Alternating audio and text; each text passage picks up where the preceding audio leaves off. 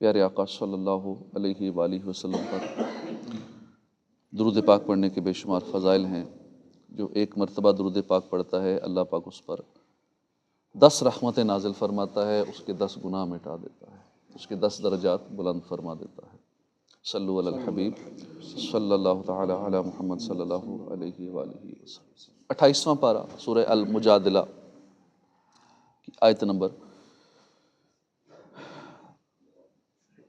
13 سے 18۔ اعوذ باللہ من الشیطان الرجیم، بسم اللہ الرحمن الرحیم۔ ااشفقتم ان تقدموا بین یدی نجواکم صدقات فاذ لم تفعلوا وتاب اللہ علیکم فاقیموا الصلاة وآتوا الزکاة واطیعوا اللہ ورسولہ واللہ خبیر بما تعملون۔ ألم تر إلى الذين تولوا قوما غضب الله عليهم ما هم منكم ولا منهم ويحلفون على الكذب وهم يعلمون أعد الله لهم عذابا شديدا إنهم ساء ما كانوا يعملون۔ اتخذوا أيمانهم جنة فصدوا عن سبيل الله فلهم عذاب مهين۔ لن تغني عنهم أموالهم ولا أولادهم من الله شيئا أولئك أصحاب النار هم فيها خالدون۔ يوم يبعثهم الله جميعا فيحلفون له كما يحلفون لكم ويحسبون أنهم على شيء ألا إنهم هم المفسدون ألا إنهم هم الكاذبون۔ اللہ کے نام سے شروع جو نہایت مہربان رحمت والا۔ ااشفقتم، کیا تم ڈر گئے؟ ان تقدموا بین یدی نجواکم صدقات،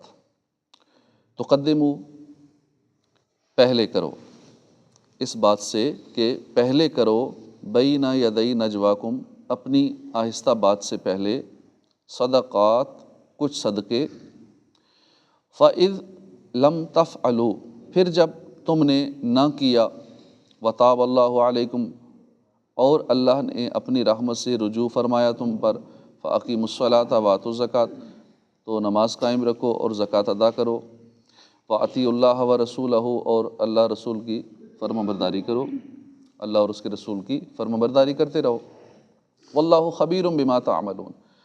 اور اللہ خوب خبردار ہے اس سے جو تم عمل کرتے ہو۔ الم تر الی الذین، کیا تم نے نہ دیکھا ان لوگوں کی طرف جنہوں نے تولوا دوست بنا لیا، قوما غضب اللہ علیہم ان لوگوں کو غضب فرمایا اللہ نے ان پر، ما ہم منکم نہیں وہ تم میں سے، ولا منہم اور نہ ان میں سے، ویالفون علی الکذب وہم یعلمون اور وہ قسم کھاتے ہیں علی الکذب جھوٹی بات پر، وہم یعلمون اور وہ جانتے ہیں حالانکہ وہ جانتے ہیں، اعد اللہ لہم اللہ نے تیار کر رکھا ہے ان کے لیے عذابا شدیدا سخت عذاب، انہم بے شک وہ، ساء کیا ہی برا ہے، ما کانوا یعملون جو وہ عمل کرتے ہیں، اتخذوا انہوں نے بنا لیا، ایمانہم اپنی قسموں کو، جنتاً ڈھال، اپنی قسموں کو انہوں نے ڈھال بنا لیا، فصدوا عن سبیل اللہ تو انہوں نے اللہ کی راہ سے روکا، فلہم عذاب مہین تو ان کے لیے رسوا کر دینے والا عذاب ہے، لن تغنیا ہرگز کام نہ دیں گے، عنہم انہیں، اموالہم ولا اولادہم ان کے مال اور نہ ان کی اولاد، من اللہ شیئا اللہ کے سامنے، شیئا اولئک اللہ کے سامنے کچھ کام نہ دیں گے ان کے مال اور اولاد، اولئک اصحاب النار، یہ لوگ آگ والے ہیں، ہم فیہا خالدون، وہ اس میں ہمیشہ رہنے والے ہیں۔ یوم یبعثہم اللہ، جس دن اللہ ان سب کو اٹھائے گا، فیحلفون، تو وہ قسم کھائیں گے، لہو، اس کے حضور، کما یحلفون، جیسے قسم کھا رہے ہیں، لکم، تمہارے سامنے، ویحسبون، اور وہ گمان کرتے ہیں، انہم، کہ وہ، علی شیء، علی انہم، کسی چیز پر ہیں، کہ وہ کسی چیز پر ہیں، خبردار، بے شک وہ، ہم الکاذبون، وہ جھوٹے ہیں۔ ترجمہ کنز العرفان۔ کیا تم اس بات سے ڈر گئے کہ تم اپنی عرض سے پہلے کچھ صدقہ دو، پھر جب تم نے یہ نہ کیا اور اللہ نے اپنی مہربانی سے تم پر رجوع فرمایا تو تم نماز قائم رکھو، زکوٰۃ ادا کرو، اور اللہ اور اس کے رسول کی فرمانبرداری کرتے رہو، اور اللہ تمہارے کاموں کی خوب خبر رکھنے والا ہے۔ یعنی کیا تم غریبی اور ناداری کی وجہ سے نبی کریم صلی اللہ علیہ وسلم کی بارگاہ میں اپنی عرض سے پہلے کچھ صدقہ دینے سے ڈر گئے؟ کیونکہ پچھلی آیات میں ہم نے سنا تھا کہ حکم ہوا کہ جب بھی حضور کی بارگاہ میں حاضری دو تو پہلے صدقہ دو، یہ حکم نازل ہو گیا تھا، آیت نازل ہوئی۔ اب جو غریب تھے وہ بیچارے پریشان ہو گئے کہ ہر بار حضور کی بارگاہ میں حاضری دینی ہے، زیارت کرنی ہے، کچھ پوچھنا ہے، تو پہلے صدقہ دینا ہے، تو اب ہمارے پاس تو کچھ ہے نہیں۔ اب پریشان ہو گئے کہ اپنی عرض سے پہلے کچھ صدقہ دینے سے وہ ڈر گئے۔ پھر جب تم نے صدقہ نہ دیا اور اللہ تعالیٰ نے اپنی مہربانی سے تم پر رجوع فرمایا اور پہلے صدقہ نہ دینے کا مواخذہ تم پر سے اٹھا لیا، تو تم دوسری عبادات بجا لاؤ، جیسے نماز قائم رکھو، زکوٰۃ دو، اللہ اور اس کے رسول کی فرما برداری کرو، اور یاد رکھو کہ اللہ تعالیٰ تمہارے ظاہری اور باطنی تمام کاموں کی خبر رکھنے والا ہے، اور وہ تمہیں ان کی جزا دے گا۔ حضرت علی المرتضیٰ کرم اللہ تعالیٰ وجہ الکریم فرماتے ہیں کہ جب یہ آیت کریمہ نازل ہوئی، یا ایھا الذین آمنوا اذا ناجیتم الرسول، تو نبی کریم صلی اللہ علیہ وسلم نے مجھ سے فرمایا کہ تمہارے خیال میں جو انہوں نے صدقہ دینا ہے، کیا وہ 1 دینار ٹھیک ہے؟ تو کہتے میں نے عرض کی کہ یا رسول اللہ یہ زیادہ ہے، غریب صحابہ نہیں دے سکیں گے۔ پھر حضور نے فرمایا کہ نصف دینار ٹھیک ہے؟ عرض کی اس کی بھی طاقت نہیں رکھتے، یہ بھی نہیں دے سکیں گے۔ حضور نے ارشاد فرمایا پھر کتنا ہونا چاہیے؟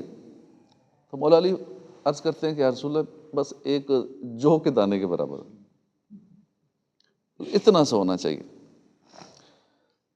جو کے دانے کے برابر۔ ارشاد فرمایا تم تو بڑے تنگ دست ہو۔ پھر یہ آیت نازل ہو گئی،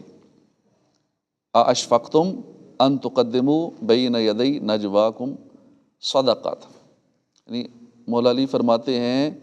کہ میری وجہ سے، میرے سبب سے اللہ پاک نے اس امت کے لیے آسانی فرما دی، ورنہ ہر ایک کو قیامت تک دینا پڑتا، اور موجودہ کرنسی کے مطابق پھر دینا پڑتا، کرنسی بڑھتی رہتی اس حساب سے دینا پڑتا، تو غریب بیچارے کیا کرتے۔ أَلَمْ تَرَ إِلَى الَّذِينَ تَوَلَّوْا قَوْمًا غَضِبَ اللَّهُ عَلَيْهِمْ، کیا تم نے ان لوگوں کو نہ دیکھا جنہوں نے ان لوگوں کو دوست بنا لیا جن پر اللہ نے غضب فرمایا؟ وہ نہ تم میں سے ہیں نہ ہی ان میں سے ہیں، وہ جان بوجھ کر جھوٹی قسم کھاتے ہیں، جھوٹی بات پر قسم اٹھاتے ہیں۔ یہ آیت ان منافقوں کے بارے میں نازل ہوئی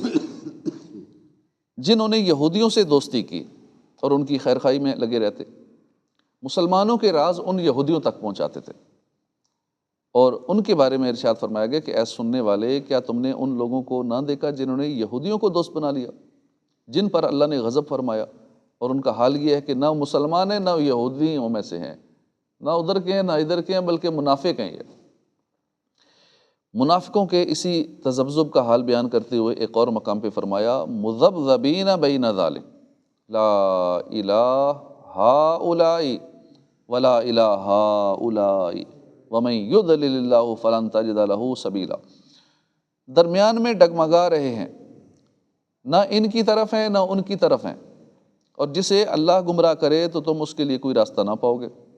حضرت عبداللہ بن عمر رضی اللہ عنہما سے روایت ہے، نبی کریم صلی اللہ علیہ وسلم نے فرمایا منافقوں کی مثال اس بکری جیسی ہے کہ جو 2 ریوڑوں میں دو ریوڑوں کے درمیان متردد ہے، کبھی اس ریوڑ میں کبھی اس ریوڑ میں۔ وَيَحْلِفُونَ عَلَى الْكَذِبِ وَهُمْ يَعْلَمُونَ، اور وہ جان بوجھ کر جھوٹی بات پر قسم کھاتے ہیں۔ شان نزول، یہ آیت عبداللہ بن نبط المنافق کے بارے میں نازل ہوئی، جو رسول کریم صلی اللہ علیہ وسلم کی مجلس میں رہتا تھا، یہاں کی باتیں یہودیوں کے پاس پہنچاتا تھا۔ ایک روز حضور اقدس صلی اللہ علیہ وآلہ وسلم دولت سرائے اقدس میں تشریف فرماتے آپ نے فرمایا کہ اس وقت ایک آدمی آئے گا جس کا دل انتہائی سخت ہے اور وہ شیطان کی آنکھوں سے دیکھتا ہے۔ تھوڑی دیر بعد عبداللہ بن نبطل آیا، اس کی آنکھیں نیلی تھیں۔ حضور نے اس سے فرمایا کہ تو اور تیرے ساتھی ہمیں کیوں گالیاں دیتے ہیں؟ وہ قسم کھا کر کہنے لگا کہ نہیں ہم تو ایسا نہیں کرتے۔ اپنے یاروں کو بھی لے آیا، دیگر جو اس کے منافق دوست تھے ان کو بھی لے آیا،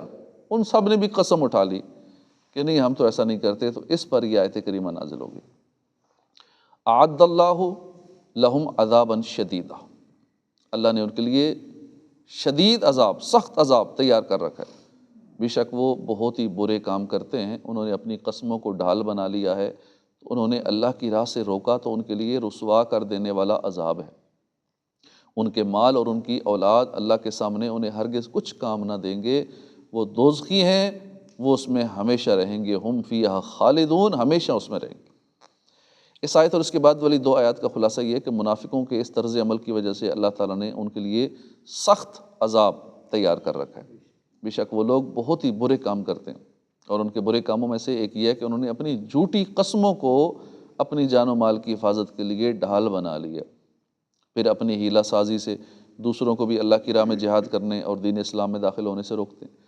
ان کے کفر اور راہ خدا سے روکنے کی بنا پر ان کے لیے آخرت میں رسوا کر دینے والا عذاب ہے۔ ان کے مال اور ان کی اولاد اللہ تعالیٰ کے سامنے انہیں کچھ کام نہ دیں گے، اور قیامت کے دن انہیں عذاب الہی سے بچا نہ سکیں گے، وہ دوزخی ہیں اور ہمیشہ اس میں رہیں گے۔ یوم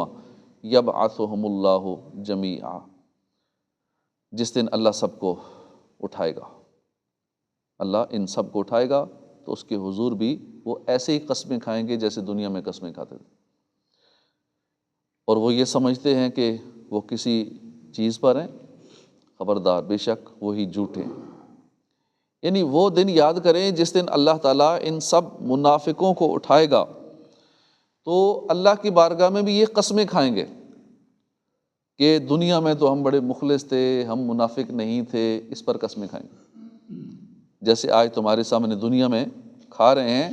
وہ اپنی جھوٹی قسموں کو کارآمد سمجھتے ہیں کہ ہم ان جھوٹی قسموں کی وجہ سے شاید بچ جائیں گے، حالانکہ ایسا ہرگز نہ ہوگا۔ خبردار بے شک وہی اپنی قسموں میں جھوٹے ہیں، اور ایسے جھوٹے کہ دنیا میں بھی جھوٹ بولتے رہے، آخرت میں بھی جھوٹ بولیں گے۔ رسول کریم صلی اللہ تعالیٰ علیہ وآلہ وسلم کے سامنے بھی جھوٹ بولا، اور قیامت کے دن اللہ کے سامنے بھی وہ جھوٹ بولیں گے۔ صدق اللہ العظیم۔ صلو علی الحبیب صلی اللہ تعالیٰ علی محمد صلی اللہ علیہ وسلم۔